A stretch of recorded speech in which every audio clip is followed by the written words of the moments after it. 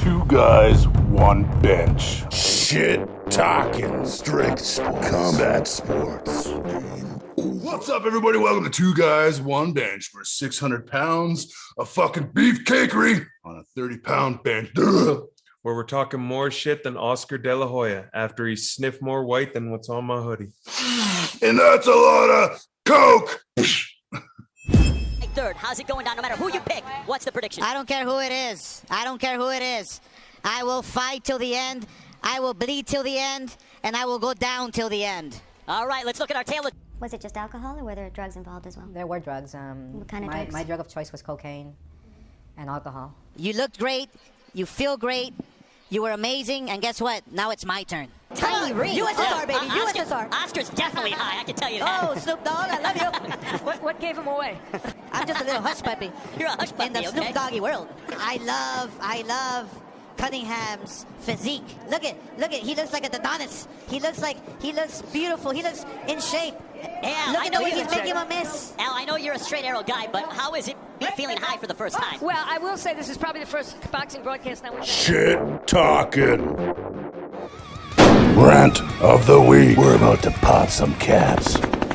All right, we want to get it kicked off with some rants of the week. And what more fitting thing to rant about than the weather? Except I'm not bitching about it. I'm bitching about the people bitching about it. What I mean is these same people who yesterday when it was 20 degrees out are bitching that it's too hot outside. Then when everything drops, oh, now it's snow. Quit fucking whining about insignificant things. Who gives a shit if it snows for a couple days? It's not the end of the fucking world. You weren't doing shit. You were staying in your house anyways. So what the fuck are you complaining for? Yeah, I mean, and have you lived in Alberta more than a year? I fucking think so. This happens every year. So fucking expect this shit. You know, I mean, I lived in Japan for all those years. I expected earthquakes every other day, maybe even every day. Something was rumbling. I expected a fucking tsunami every now and then. I expected, you know, all this shit comes with the seasons. We know that. We have our spring, and then we have our second winter, and then we have another second spring, and then you know, it's a big fucking, it's not a fucking thing that you're surprised from. So why are you being surprised? Oh, shit. Darrell, fuck is going on with your ears, man? I'm not into that.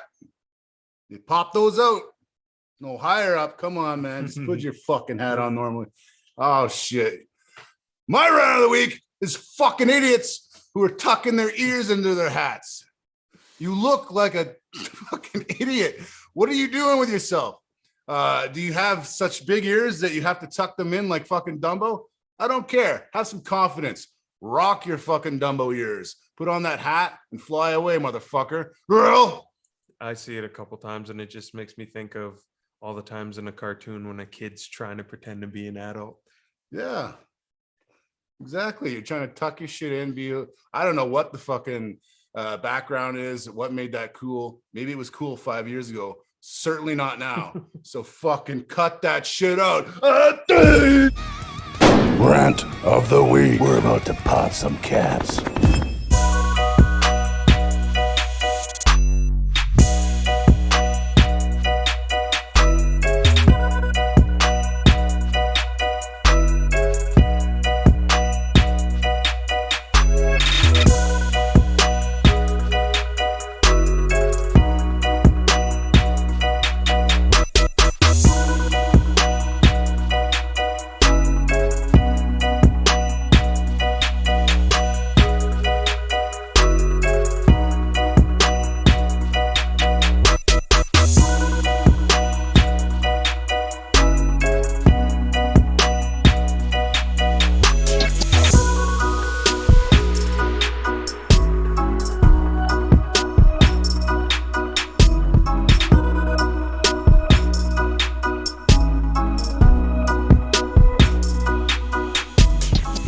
Special guest, elite powerlifter and bodybuilder, fitness boss babe, Sherine Thoummarath. All right, everybody, we're here with Sherine Thoummarath, 2017 100% raw world champion in powerlifting, competitive bodybuilder in bikini class, and just an all-around badass from Calgary, Alberta. How you doing? I'm good. Thanks for having me, guys. I'm so excited to come and be on your show. I know you guys have like a lot to talk about, so yeah.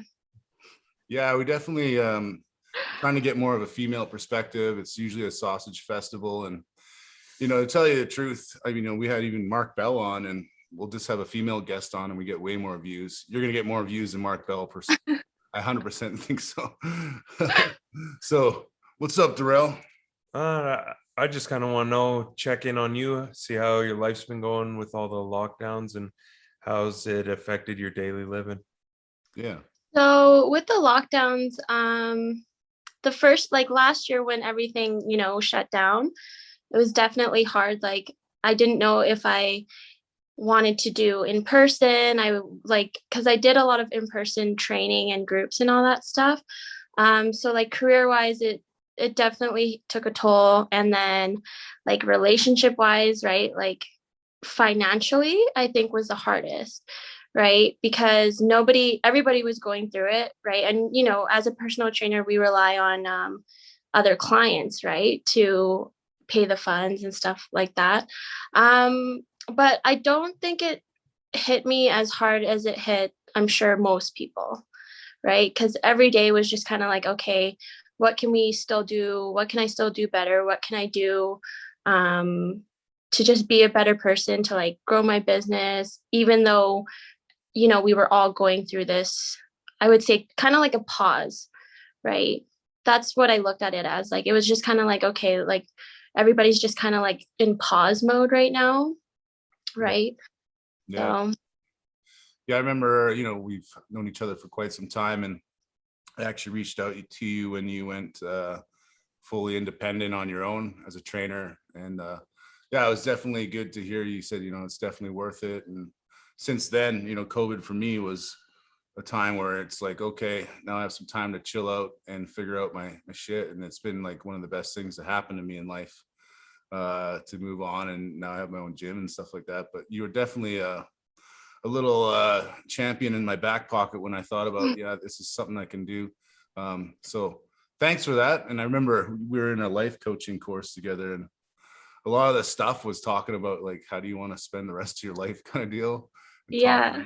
And then then shortly after you were fully independent. I'm like, oh, she's doing it. Yeah, I was gone. Yeah. Cause I remember we were talking about that, and I was like, oh, like, I just wanted to like, grow and do more, right? And we were so restricted, working for a company, you're so restricted in what you can do, right? So then I finally took that leap, and I was ready to be like, oh, I'm going to struggle for a year.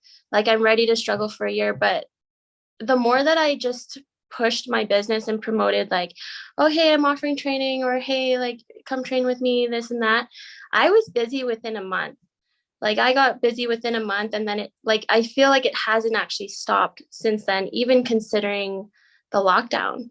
So when we went into lockdown last year, I was like, oh, like, what should I do? What should I do? Like, I can't do in person anymore. So I was like, maybe I'll try virtual training. Right. So then, but I was totally second guessing myself. I was like, oh, like, what if people don't like it? What if girls don't join? But then I did it, and then the more that people saw it, right, the more girls that started to join. So yeah, it's a weird transition, right? How it all happened. Yeah. I think it's all about just taking a leap, right? You just got to take that leap of faith, and if you can depend on yourself, you should be able to depend on yourself more than anybody else in this world. So yeah, that's what you did, and that's pretty awesome. I know Darrell, he's worked for some bigger gyms. Yeah. And then he just jumped off on his own, started his own garage gym, and now he has a pretty good setup as well. Yeah, I did it because I came from one type of gym where it was more like fitness classes. I know you probably can't picture me doing a 30-minute class, but yeah, I was doing that first, and then I moved over to the bigger box gym. And I was just sick of always having to show up for these new clients that they would get for you or whatever, or you not making what you're supposed to, or promises that aren't being kept. So I just figured I would do things on my own. It's like, why would I do twice the work and make half the money when I could be way less stressed and do it on my own. It's so much more worth it. Yeah. Right. Yeah, I definitely, I do look back fondly about a lot of the stuff I did learn at the beginning, and I had there's obviously some good people you meet along the way, and the clients you meet along on the way. But it's definitely that feeling that you're on your own and no one can tell you what to do. It's pretty awesome. Just like Yeah. a nice little t-shirt there. Yeah, I know. Love that. Right. And like, yeah, because you can do so much more when you're on your own, right? Sometimes it's not always just about, training a specific like clientele either, right? And or just, switching from in-person to virtual or in-person to online, right? And I think it just gives you that opportunity to try what works best for you, right? Like some people are killing it online, but then there's other trainers that are like that prefer the in-person type of like service, right? So I think just going on my own, it also helped me I think just inspire other girls, just not just through training them, but like in the way I train too, right? So starting with powerlifting and focusing on being being strong, and building strength. I think a lot of girls saw that, right? So then they were like, oh, well, I want to be strong too. And so the way like I think my brand represents me is me, right? And it's the exact same, I'm sure, how you guys brand yourselves, right? Like, with your garage gym or with your gym that you're opening now, right? It's a representation of who you are, right? Yeah, I think you're a great person that women can look at when they just see your background. Like you've done both, you've done bodybuilding, you've done powerlifting, and you're not some massive girl. You're still very feminine. Like you can still be very, very strong without getting huge. And I think that's a big thing that a lot of people out there are worried about. They're like, I don't want to go to possibly Russ or myself because you're like, these guys are just going to get me massive. And you'll probably knows more because she's been down that road. Like you're still a lightweight lifter. You haven't ballooned out of control like everyone thinks you do when you get well, it's so funny because I actually eat a lot.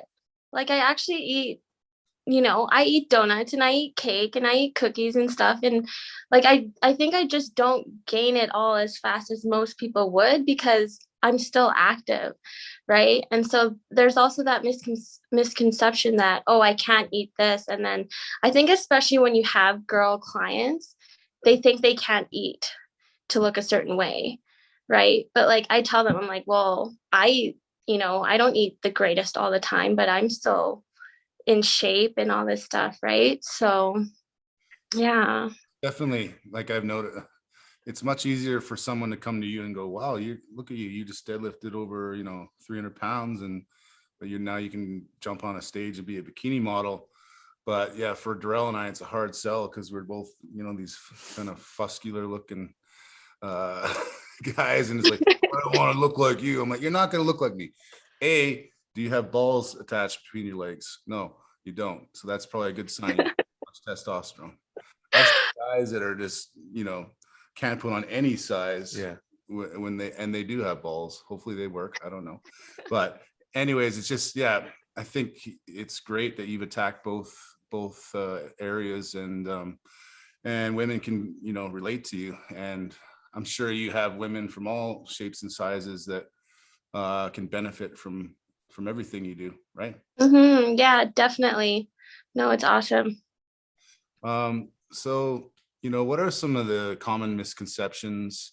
I've worked in the fitness industry, so has Darrell, for almost a decade, and there's male trainers, female trainers, and as a woman in the fitness industry, I know it's harder. I'm not gonna. This is what happens: is mostly women in the fitness industry.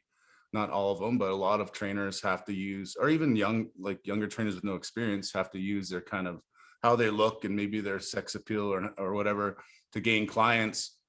And I was never that guy because I came in at like 34 with a front bumper and a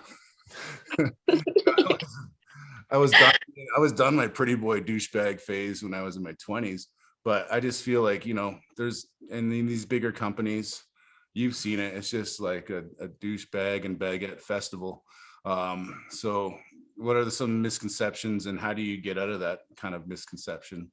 Yeah. So I think with like, to be honest, like with social media, it's been very hard to like, I think for other people that aren't trainers to understand like, hey, like, this person might look this certain way, and like this female trainer might look this certain way and might show off her, booty and, post pictures of her in her bikini, but does she really know how to train, right? Like, is she educated in making sure you're lifting safely and stuff? I think it's definitely harder as a female trainer to, I guess, compete in that sense, right? Because there's so many people that now are like thinking, oh, they're a trainer because, they have a big butt or they have a small waist, right? But yeah, I don't know. And like seeing how many followers people have, for me, there's been times where I would struggle because I'd be like, oh, well, maybe I'm doing something wrong. Like, why don't I have, this many followers? Because I know I'm a good trainer, but I don't know if people see that, if other people see that, because this girl that, has like 10,000 followers and is training, like a lot of people might go to her, but are they getting the same results?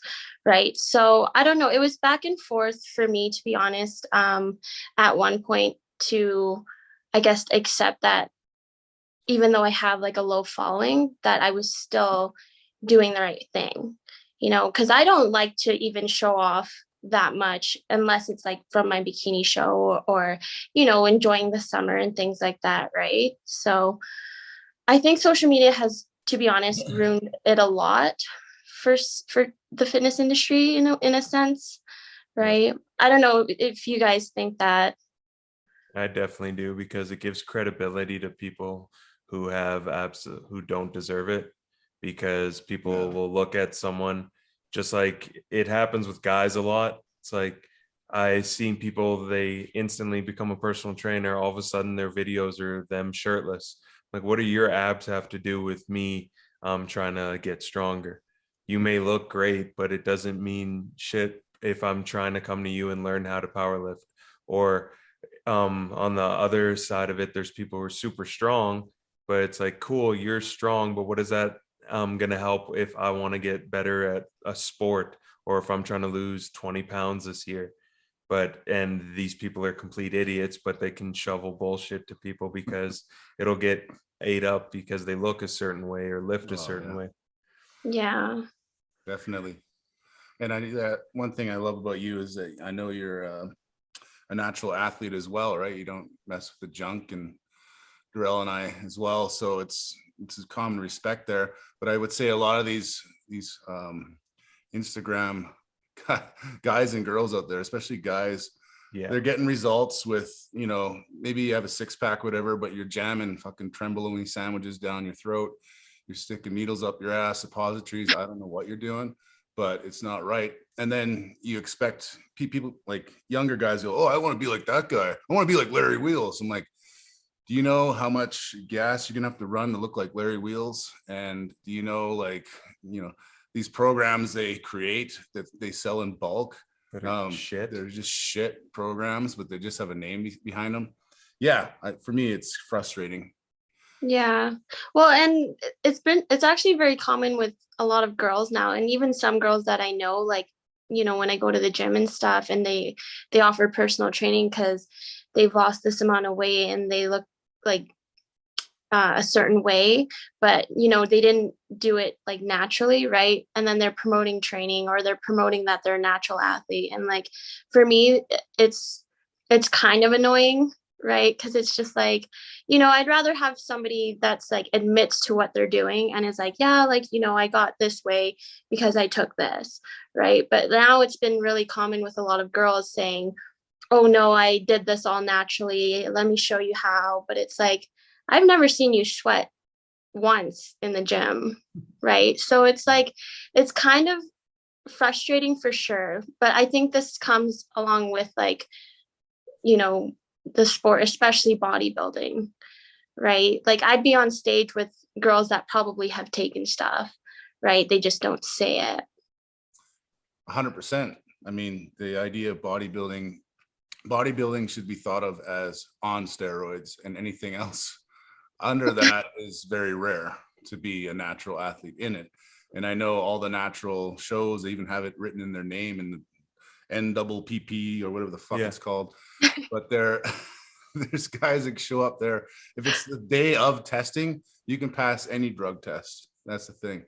And then we know guys that are just juiced to the gills that show up there and you know, win a trophy and say they're natural. It's ridiculous. But I get, for me, and I know Darrell's like this as well, there's something about doing it all natty. And yeah, maybe I don't have the numbers of, you know, other world champions, but I know I did it, you know, the right way. And you know, the problem is the respect and popularity is all pushed towards the kind of the geared side, especially for male powerlifters. I wouldn't say, like, once you get girls that are running all the trend, they're not really girly anymore. They're just like jacked, right? Yeah, I think for me, the reason I don't take it, it's one, there's no money in this sport whatsoever. Now, if someone win like 20 grand at the Kern, oh yeah, like spend like 40 grand on fucking trend to get there. I just, if there was a 6-figure promise and a salary attached to it and endorsements, I can understand why those bigger lifters do it when they're literally just getting paid to lift. But there's no money in this. And at this other point, I see where my lifts have gotten naturally. And I feel like if at any point I decided to go on a cycle, it automatically destroys the validity of every lift I've ever done, because people who aren't who didn't watch the whole process are gonna be like, oh, I knew he was on shit the whole time. No, he's just on a lighter dose. Now he's on a bigger dose. It's like it brings everything you ever did into question. But if people want to do it, all good, but just not really for me. Yeah. Like I can accomplish it without it. Yeah. And I'm sure you've had so many people ask you, like, if you were taking it, right? Like taking stuff, or like people accusing you of taking stuff.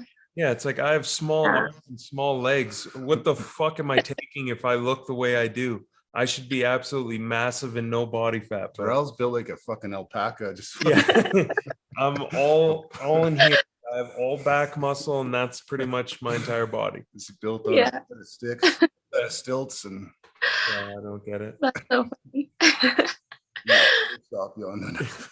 But when things do eventually open up, do you think you're gonna be pursuing more bodybuilding or powerlifting when you can get into a competition? I don't know. Like I miss lifting heavy, but I also miss the people I used to lift heavy with. Right now, like with COVID, I feel like I've been kind of out of powerlifting for so long. So it would honestly be nice to like come back and like train for it again.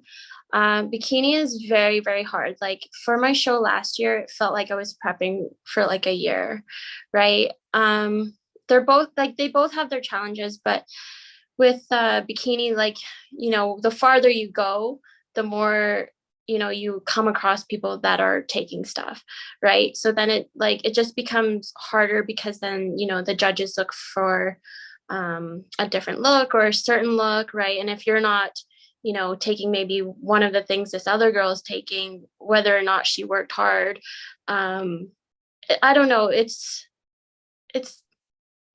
so complicated, right? Because they're both very hard in a, like, they just both have their challenges. I don't know. What do you guys think? I never bodybuild for the simple that I couldn't do the diet straight up. Training's one thing, that's easy. Anyone who acts like training is a hard part is an idiot, because training is super easy. You just put your mind to it and you're gonna get it done. It doesn't matter what sport you're in. Training's always been easy, but the hard part would be like, oh, you can't have cheat meals every day. I can't go out with Russ on a Friday and just put back every piece of sushi because I want to and have 20 scoops of ice cream. Yeah. I feel like with bodybuilding though, it definitely gives you more exposure than what I got with powerlifting. Like, yeah, I went to Worlds and everything, but when I did both my bikini shows, I probably got way more clients than I did powerlifting, because more girls want to come to you because, you know, you look a certain way and all this stuff, compared to when I was powerlifting. Yeah. Right. Not a lot of girls actually like want to get into it, but the moment they do, right, it's different, right? But yeah, I definitely do miss powerlifting because, you know, you go in and it's either you get the lift or you don't, right? Compared to when you're doing bikini, it's like, oh, well, she didn't do this one turn properly, or she messed up this one turn. Then they like deduct points, you know? So yeah. Much politics involved in it because it's too hard from a fan's point of view to look at a stage of very lean, like women who all look great in a bikini and be like, which one looks the best? Depending what you like in your life, you're going to think there's a different best on the stage. You can have 20 women up there and you ask 20 different, let's say, guys, they're all going to give you a different answer of who's the best up there. Whereas powerlifting, like you said, it's kind of, yeah, obviously there's politics at play there, but you know if you squatted or not, or if you deadlifted something. Yeah, exactly. Yeah.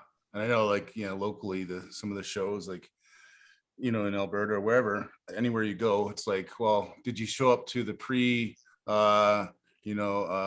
getting ready course where you learn how to spin and turn and buy their fucking shoes and do their fucking, you know, or did you train with the right guy, you know, that runs the federation, or like, it's just a lot of politics in there. And even in powerlifting, where, you know, there's a lot of politics.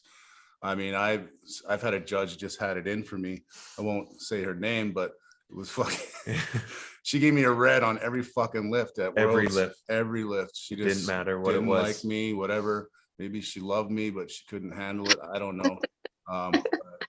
It was just like, come on now, like everybody else saying, you know, white lights, I get a red from her. I looked at her once, I think it was my second bench, and she got a red, and I just looked at her, I said, what the hell? You know, yeah. But anyways, you know, it's anywhere there's humans, there's always room for error, right? And it is what it is. But I like the way that, you know, at the end of the day, powerlifting, it's tangible. You either lift the weight or you don't. You put in the work or you don't. You know, there is ways of cheating, obviously, but I don't know. Darrell and I just can't or wouldn't be able to do bodybuilding. There's no way. We're not built for that shit. There's no way. Yeah. We've maxed out our skin too much to get the front bumper to actually have abs. I don't know. I don't think I'll ever see a six pack on me in my life. You never know. Fine with that. You never know. I just dropped almost 50 pounds and I'm ready to murder someone with this intermittent fasting, you know. I can't imagine just like, okay, I fasted for 20 hours and now I'm gonna have broccoli and chicken and maybe some tilapia and then fucking, I don't know. How does your significant other deal with your so he knew I was like into it. Like, he knew this was like my life, right? Like fitness and everything. And like, before I did this show, I told him, I was like,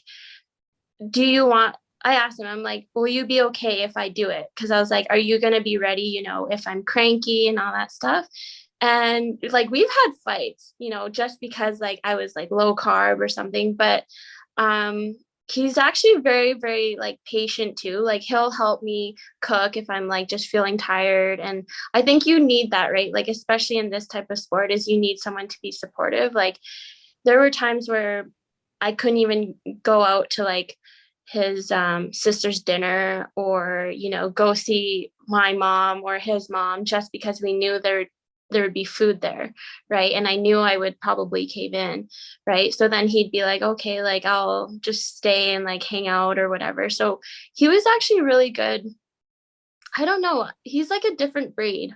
I swear. Like, he's so supportive of everything I do. Like, I don't know if you guys even saw like the transformation of like our garage gym. but he put in so much work just so I can have a place, you know, to train my clients. Right. So, yeah. I've been following that. Yeah, he's put a lot of work in. He's a very handy guy, like making benches and racks and everything, right? It's pretty awesome. Platform. Yeah. Yeah. Definitely good to have someone that'll support it. I think oftentimes significant others will try to sabotage you. I've had that a few times before a couple of my meets. The crazy comes on. I'm like, do I really need to deal with this stuff? Yeah, but anyways, we won't get into that. On the same topic, something a little different. Asians are being attacked because of COVID. My wife's Japanese, and I'm not attacking her right now at all. However, there is, on a serious note, some stuff going on, especially in the States, I feel, where there's some weird thing where people are starting to blame Asians for this COVID thing or whatever's going on in their life. They blame, you know, people don't even know what country you're from, and they'll blame you because you're an Asian. Yeah. Right? I think it's just honestly uneducated people, right? And then it just goes with the same, like with, you know, Black Lives Matter too, right? Like, I think people are just very uneducated in like, I don't know, just how to like treat other people, you know? And my like, I've never personally had any issues of like with racism and stuff, but my parents have. And it was actually last year when the first lockdown happened. Oh, no. Right? When my dad was just, you know, at their grocery store, and this was when they didn't even implement the masks yet, but he like put on a mask at the grocery store, and then somebody was like, oh, like, you effing chink, like you're scared of the virus and whatever. And like, I felt so bad. I'm like, did you say anything? And like, my dad, he's not one to like start conflict, right? So then he just kind of like let it go. And I think that's where I got it from too. Like, if somebody were to ever start conflict with me, I'd just be like, okay, whatever, you're dumb, right? And the thing is, I think like racism has been going on for so long, but I just think with the whole COVID, for especially for Asians, it started to like, you know, blow up, especially in the States, right? So I don't know, it is very sad, and like, it sucks. I don't know what more we can do to like make people realize like, hey, like, being, you know, a good person comes in all colors. Being a bad person like can come in different colors, right? Like, anybody can be bad, anybody could be good. It doesn't mean like you have to look a certain way, you know? But yeah, I don't know if you guys have ever come into like any issues with, you know, well, Darrell's Black, so I'm sure you know. Yeah. I went to school for a bit at a HBCU. If you don't know what that is, it's a historical Black college in the States. Oh, so an all Black I was wondering school. what that was. Yes, yeah, last week you were saying. So the population is about 99% Black. Is there any whites and there? No, there was white people. Like, they're not allowed to go there, but historically, since Black people were always limited to go to college and university, they had to start organizations where they could get into school, and these became historical schools that Black people, who, if they like being around their people, they'll go to it, because most universities, just if you check their campuses, there's not Black people at most of these schools, like especially the real big ones in the States. But anyways, unless you're on a team. Yeah, unless you're on a team, that's the only Black people you're going to see. But I was down there, and I was in Huntsville, Alabama. So my day is I'm around 100% Black people all the time. Maybe 99% Black people, because I might see the one white girl who's on the volleyball team walk by me one time throughout my entire day. She must be very popular there. She really was. But when you would walk off campus, that's when you would notice that shit was still segregated. And this was in about 2009, 2010. You go to a restaurant, like we go to Buffalo Wild Wings to watch a fight or something. You're getting the Black server. You're not getting the white server. You're getting put in the section with other people of color. You're not put in this section with all the business type white people in the corner. They're going to make sure you're with your people in the side. it was still very segregated. So I've lived in the South there. I lived in Florida. And what I found is racism, one thing that people don't realize that are lucky enough to live in Canada, I don't think it's necessarily gotten worse. I just think that because there's social media, it looks worse. Because I feel like when, what was it, 2001, 9/11? When that happened, I remember in school how people used to treat every single person that was any shade of brown. You were instantly a terrorist. If you're a Muslim, you were a terrorist. And like Sikh people with the turbans, it's like, dude, or... that's not me at all. But you're a terrorist. If you were Iranian, Lebanese, it didn't really matter. And I feel like that's now happening to Asian people. It's like getting blamed for COVID and you're Filipino. And like, I think you need a map, because that's clearly not even the same country. Yeah, I mean, they're not eating bat soup. They're just eating the fetuses and the eggs, and those are okay, right? Well, but no, and social media just amplifies the ignorance in people. And when you put them behind a keyboard, you find out who they truly are. Because you want to find out how dumb someone is, give them a keyboard, because they're going to say their true feelings and it's going to be fucking stupid 90%. Yeah, I definitely think social media like kind of made it look worse for sure. Yeah. No, it's crazy. I mean, I'm probably one of the rare white people that actually experience kind of racism in a way, because I lived in Japan 11 years and the foreign population there is 1%. So, and I'm a giant white dude, so I stick out like a giant white dude. White King Kong, gorilla man. Everywhere I go, people pointing. I would go to supermarkets and women would grab their children and go, "Yabune!" That means dangerous, because giant white man's coming down the aisle. Yabune! And just like everybody just calls me gaijin, which is basically outsider. So anybody that's not Japanese is this outsider. Oh, gaijin. Oh, gaijin da. Like, oh, gaijin. So how did your wife deal with it then? Like, did she have to? Yeah, I remember like just even going to the mall and holding hands with her. And I would go to I was a junior high school teacher on the weekend and go to the mall, go watch a movie.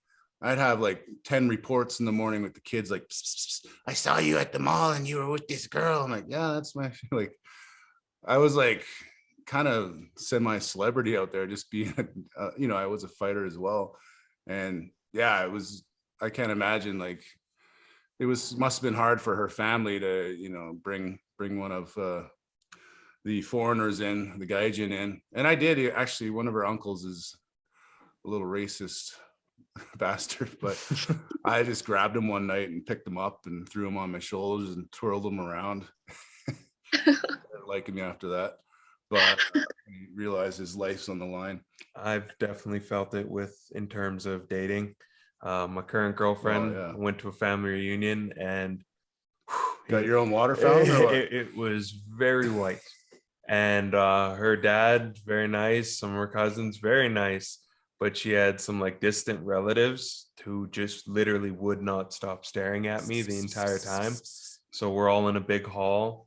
I look down at the end. I can see him out of my peripheral the entire night, and he's just not breaking vision, nothing. Just won't stop staring at me what I'm doing. When I go to their other functions that they have, I can tell I'm being stared at. It's like, I realize I'm not the darkest man in the world, but to them, I'm fucking midnight. And they were just in awe that I was there with their white niece. So it's fucking awkward, and I can't imagine how things are now for a lot of people, especially with it being amplified over social media. Mm-hmm. So did it get better like over time? No. Oh, really?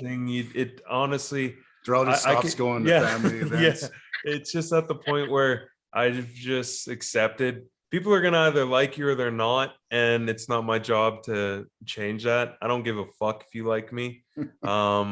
If you do, good. If you don't, I don't give a shit. It doesn't change my day. I'm not waking up in the morning and be like, well, people don't like me. There's just going to be people who for some reason will not accept you. And I'm okay with that, whatever. I don't need them in my life.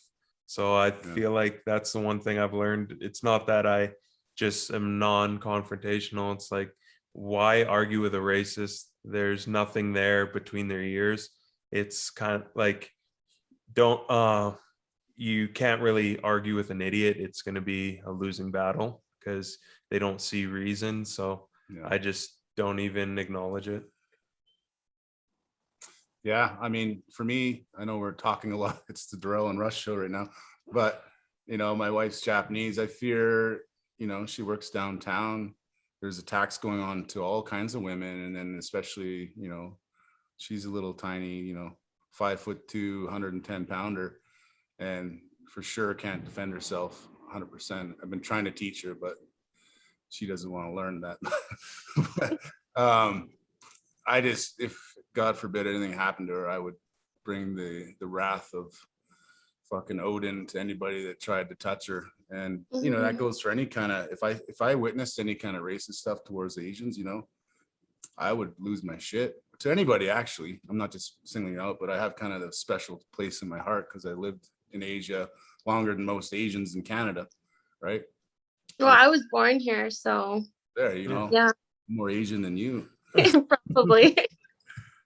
Chinese food last night. Anyways, yeah, we'll move on from that topic. It's interesting to hear the perspectives. Very sorry to hear about your father.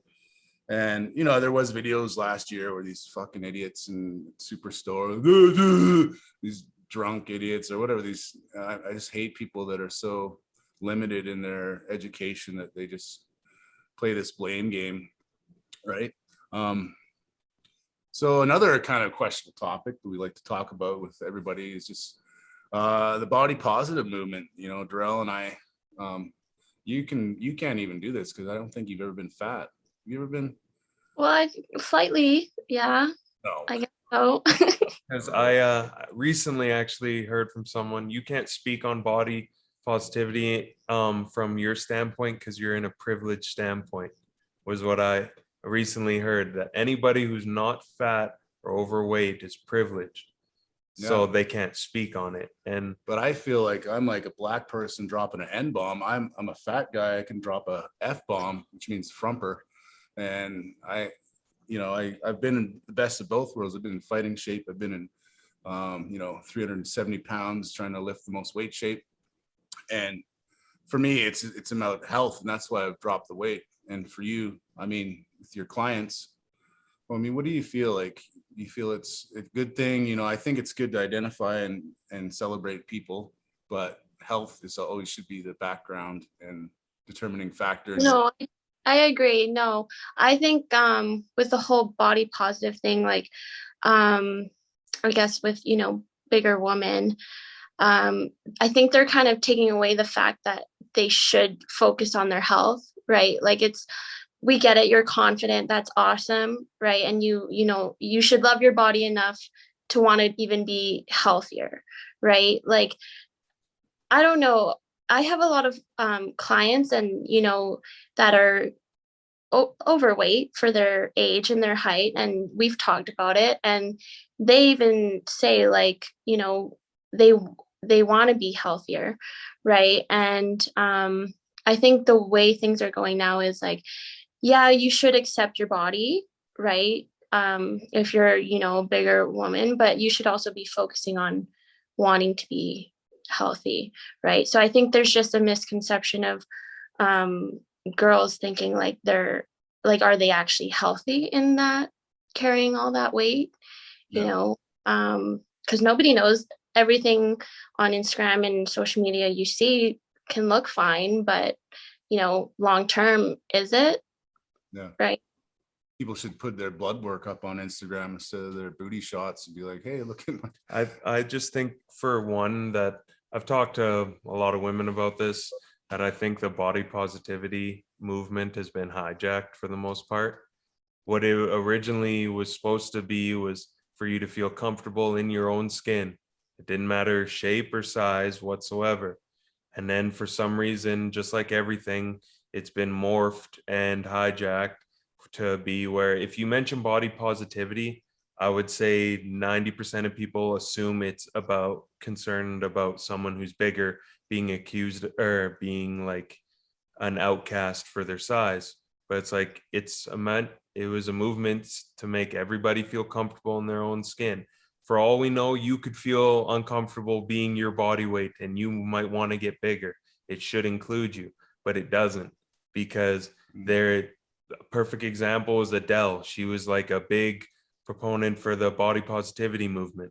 When she lost a bunch of weight, she got attacked by those same people saying she's putting out an unhealthy message to people that she needs to lose weight. It's like, wait, how can you support someone and then when they improve their body and their life, then you attack them?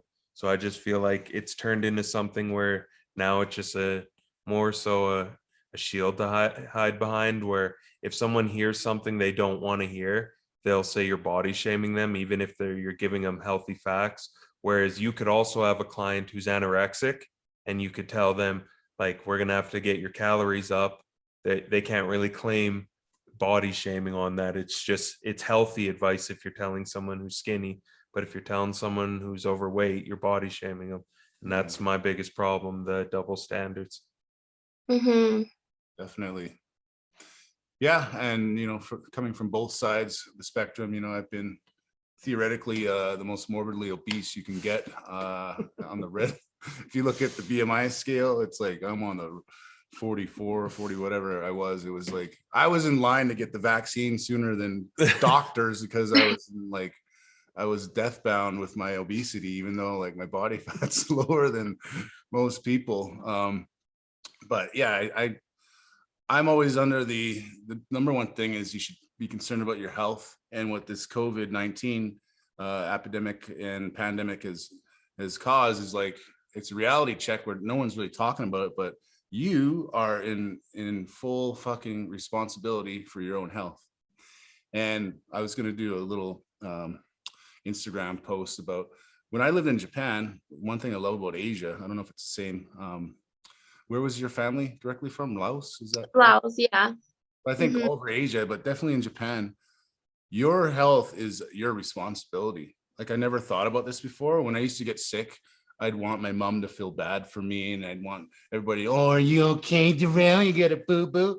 But it was my fault because I was a dumb fucker that was probably, inhaling fucking someone's, garbage, or just being dirty, like probably not washing my hands. Who the fuck knows? But that's definitely your responsibility. And maybe you're not eating right. Maybe you don't have the right nutrition. Oh, wait, you're overweight. Maybe you have type 2 diabetes. You have hypertension. And all these are killers or comorbidities for the disease. But they're not talking about, hey, maybe you want to drop another 20 pounds so you live, You find it's harder for you to tackle certain things with your clients because of the fear that you might get called out for body shaming, possibly? Like maybe 3 years ago, you could say, hey, like we'll just work on like lowering the calories or whatever. I don't know if you do nutrition or whatever. You can make a harmless comment and it's good. But now with people losing their jobs over seemingly nothing, is it ever like a fear to you? Like, is it harder to approach certain topics with clients? Sometimes, yeah. Like I've not so much the girls that actually want to lose weight, but actually the girls that need to gain weight. I actually find that topic a little bit more sensitive because it's them wanting to, have a healthier relationship with food, right? And well, I guess it goes both ways, but I actually think it's a lot more harder to have that conversation with somebody that wants to gain weight, right? Because you can't control if they eat or don't eat, right? When it comes to weight loss, at least they still have energy when they come, to training, right? So then that's where I shift, my training, where it's like, okay, let's get you strong first, get you strong. And then the weight loss kind of comes with that. Eventually they're like, okay, like now I'm ready to fix my nutrition, right? Because they see that they're getting stronger because, they have the energy for that. But like, it's actually a lot harder to get when I have girls that don't, eat to come to training and they're like ready to pass out already. I think it's actually a lot harder when I have girls that are like, have that eating disorder, right? Definitely. I think it's always easier in terms of even male clients. if I can always get people to drop weight, I know I can do that. And mostly people that are overweight, really deep down inside want to lose weight, in my opinion. I've been there, done that. And I know clients that, and I've taken women, 3 months losing 50 pounds and their entire lives changed. Some of them got divorced, but that's not my fault. Anyways, let's move on to a topic that, we like to talk about. And, you being a beautiful woman on Instagram, and you don't really flaunt it that much, but I'm sure you get some fucking keyboard creepers. We like to expose these guys. Do you ever have any guys just sliding into your DMs going, "Hey, nice bikini, want to get with me?" Yeah, I do. And it's just funny because like, even though I post about like my significant other and like my boyfriend and stuff, they don't care. Right? Like I'll get dick pics. I'll get people being like, "Oh, hey, you want to come over?" or something like that. Right? And they don't care. Like these guys are creeps. They don't care. They'll do it whether if I post I'm with, hanging out with my boyfriend or not. Right? And I don't know. I just ignore them. Some of them I've had to block, and they would make another account, and it would be the same account name, but then it would be like number 2, and then I'd like, so it would be like 2, and then I'd block it again, and they'd make another one, and it would be like 3, like their same name, and then 3, right? And it gets so annoying after. Yeah. I don't. One thing I gave as advice to a girl before, I said, honestly, if they're going to be petty, you got to return that shit back. I'm saying you send those pictures out, you screenshot them, you send them to his friends list, you send them to the girls he's talking to, you embrace the shit out of that guy. Because let's be honest, no matter who you are, no guy wants his dick pics out there. Because you don't know what's big and what's small out there. But that's the thing. Some of them, they don't even have like their information, or they don't have other followers. They just like, I swear, randomly go to different girls and probably do it, right? But nobody will know who they are. Like they don't have their face on their profile or anything. You just made their day by it saying "seen" at the bottom. They're like, "Oh yeah, she's seen it." Oh. Yeah, I don't get it. I don't. Well, and then it sucks too, because like there's been a time too where I actually had somebody interested in training, right? So then I'm like, "Oh, here, like fill this out," right? But when it's the name, I think was like Ashley, but it ended up being a guy. So then when he sent me an email after, it was like, "Oh, hey, I'm definitely interested in virtual training. Would it be okay if I had lotion near me?" And yeah, all like this whole, like, it was like a long email too. And he's like, "I just feel more comfortable." And I'm like, what the hell? Like, I'm thinking it's a girl, right? Ashley, but you never know, I guess. There needs to be an Instagram page where all you do is submit that shit in, that they can just ruin. Because I feel like if you put yourself in that compromising position, you 100% deserve to get outed on it. There's a one message Darrell and I got from a girl that sent it to us. It was fucking graphic. It was like reading a horror novel of what this guy wanted to do to her. Like, we couldn't post it because it involved was too moving gross. intestines. It was just like, what is this guy doing? But anyways, well, maybe you can send us a few screenshots of these douche canoes, and if I still have it. This was like last year when I was promoting like virtual training and stuff. Yeah, but I'm like, There's just one guy with his camera off, and he left his audio on, and all you hear is just. I know. I didn't make it up. There's guys out there doing that. All right, moving along. How does anybody reach out to acquire your knowledge and services, and not to be a keyboard fucker? So they can find me on Instagram. So my personal page is Sherine EE. So SHERINEEE. And then if they want to look into my training page, so this is where I'll post like my clients and testimonials. So it'll be 𝐓.𝐆.𝐻.training. So Fit and Power Training is my business name. Yeah. What would you say are like your specialties, or all the stuff that you offer for people, just so they have a little rundown? Right? Yeah. So definitely strength training, nutrition coaching, weight loss, and I guess just confidence, right? I think everybody wants that.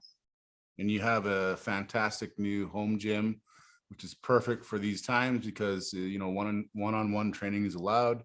And I know, I built a home gym last year. It's just that intimate kind of atmosphere you can have with your clients. It's clean. So, these big giant gyms are just disease bins, like bacteria buckets. I know, Darrell knows, those toilet and shower rooms should have fucking biohazardous suits. And yeah, congrats on your gym. It looks awesome. You got to come by and check it out. Like I said, I mean, you've accomplished a lot in bodybuilding and powerlifting. Let's get you in a ring and beat some shit out of some girls. I've thought about it, actually. Hey. I've thought about it. I used to do like Muay Thai when I was 14. Hey, there you go. Yeah. What made you stop? I became a teenager and I didn't want to do anything. I didn't even want to play soccer. Yeah, and I played since I was 5, but I didn't want to do anything at that time. Yeah, well, definitely invite there, and bring your boyfriend as well. I'm sure you guys both play soccer, so I imagine your kicks would be fucking amazing. Yeah. Generate that power to show you how to use your hips a little more, and it's gonna be game over. Yeah, we got that VR, the VR game, and like we've just been playing boxing, the boxing game a lot. So funny. Just do that. That'll save your life one day. Just put on your VR glasses. It's like Darrell, like there's this guy at the gym's like, oh, I don't need a powerlifting coach. I got 20 books on powerlifting on my computer. I'm like, oh, okay, yeah. There's people that I'm just saying, like, there's people that believe they can watch a YouTube video and then it becomes their superpower. But yeah, I've seen in reality that anybody that comes in here and just even tries light sparring has absolutely no idea what they're doing. So just keep sharp and be ready for any situation. Like I said, there's women getting attacked, men are getting attacked. Darrell might even throw on some gloves one of these days. And it looks like a young Bad News Brown. But awesome for you joining us to our podcast. And I haven't been able to see you for almost a couple of years, but it feels like we just left off at the last time. So best of luck, and we're gonna try to blow you out on Instagram here and our YouTube, and people need to hear your story. Yeah, awesome. Thanks so much, guys. I appreciate it so much, and best of luck to both of you too. I'm sure we'll come across seeing each other soon. Oh, for sure. Especially once things die down, hopefully here in Calgary. Yeah. Sun comes out a bit more, kills all the bacteria and viruses. But 17th Avenue. Oh, that's patios are open. Have you seen that? Fuck, it's a shit show. I went down there yesterday. Oh, like, how is that even gonna stop anything with restaurants? But anyways, we'll talk to you soon, Sherine. Awesome. Thanks, guys. Take care. Bye. Special guest, elite powerlifter and bodybuilder, fitness boss babe, Sherine coming after you. Hey, gorgeous, how you doing? Keyboard creepers.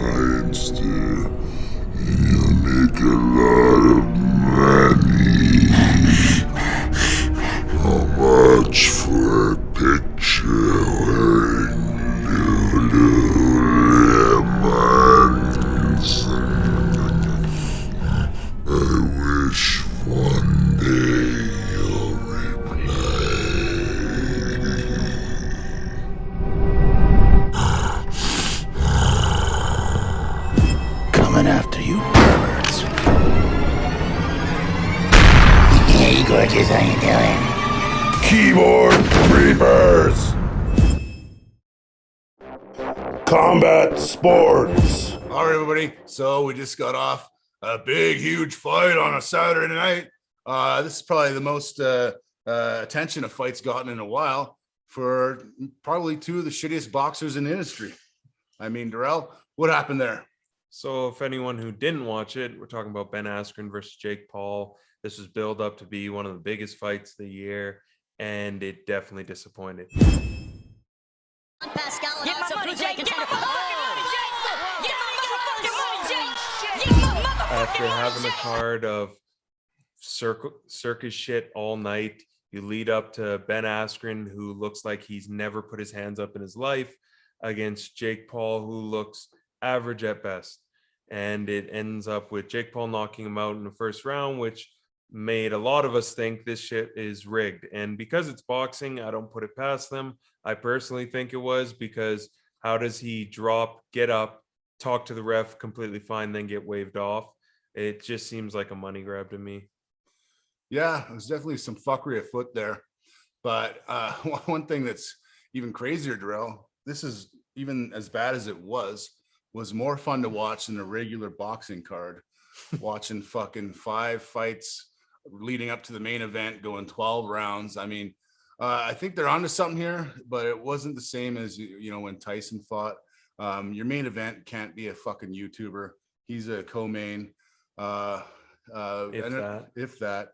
But it looks like coked out De La Hoya wants to fight again. I'd love to see him fucking see what reality sets in when you know, he's off his nasal confidence. Darrell, clearly he's been fighting this whole time because he's battling a coke addiction. He was off his fucking rocker and annoying as shit all night last night, talking about, I'll fight anyone, I don't care. When they asked him if it's boxing or MMA, I don't care who it is. Yes, you fucking care. Because if you didn't, you'd go in there with a top MMA guy and get ragdolled in 30 seconds. He's just speaking off of his ass because he was high the entire time. Well, they did pan into, you know, Chuck Liddell sitting there, who's had more fucking punch sandwiches than anybody I've ever seen. He could barely talk anymore.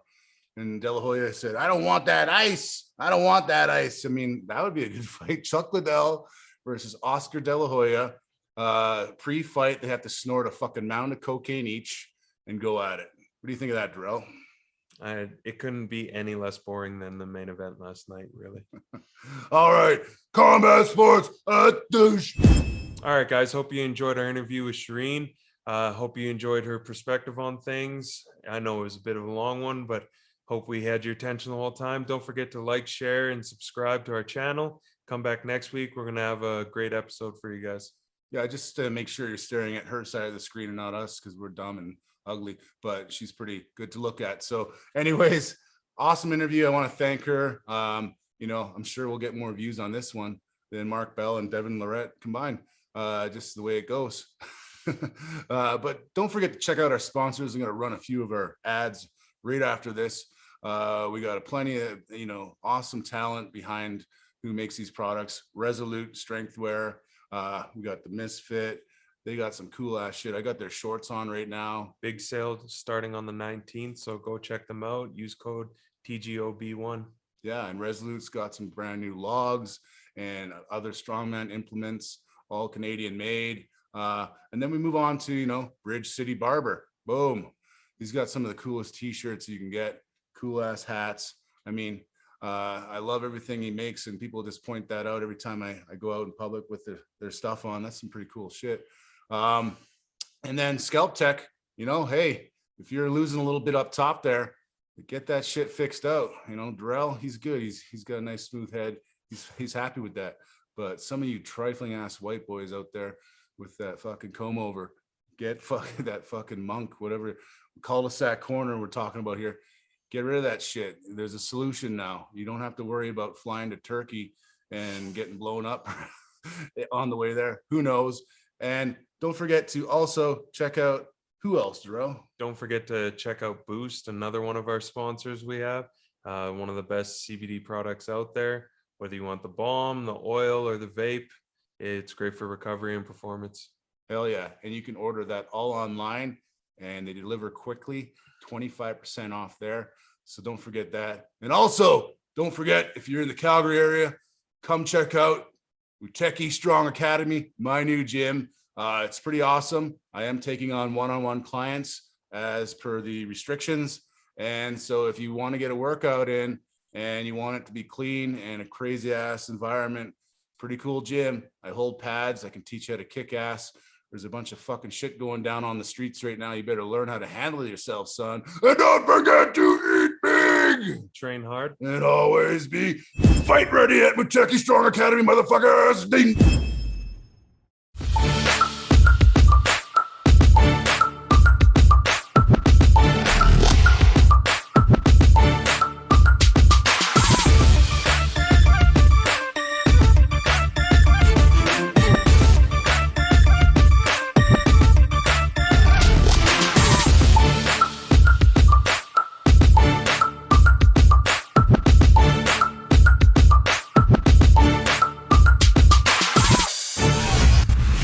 Guys, one bench. Shit talking. Strength sports. Combat sports. Game over.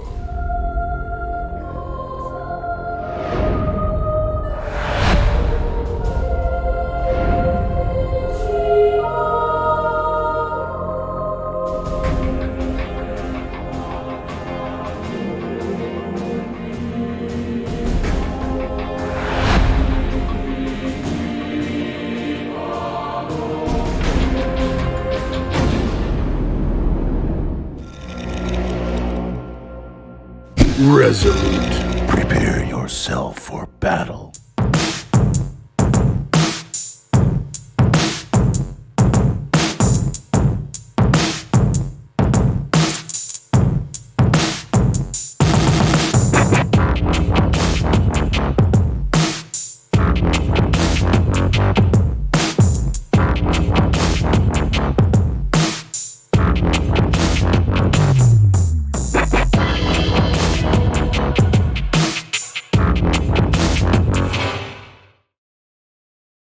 Choices and consequences. Misfit.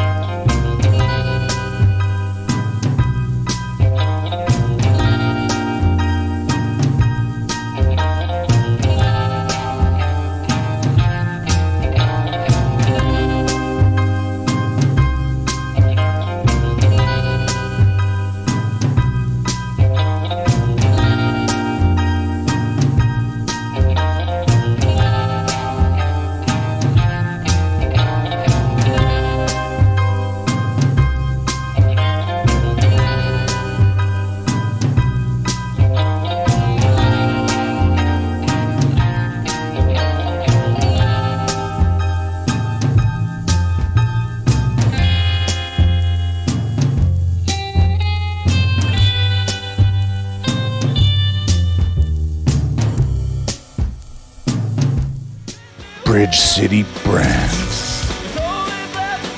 The Gilded Beard.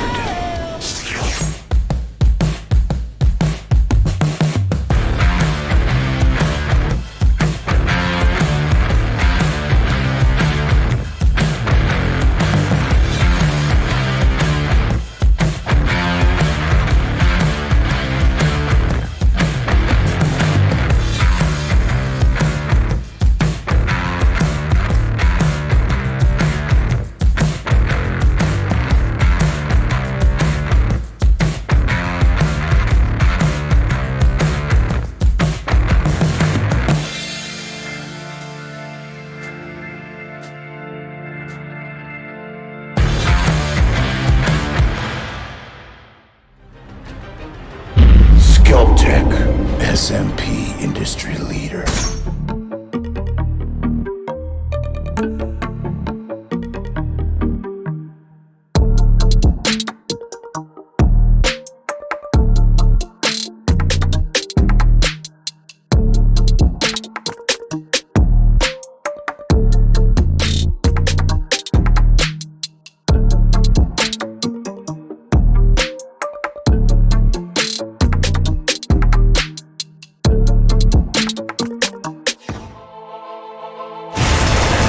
Boost CBD.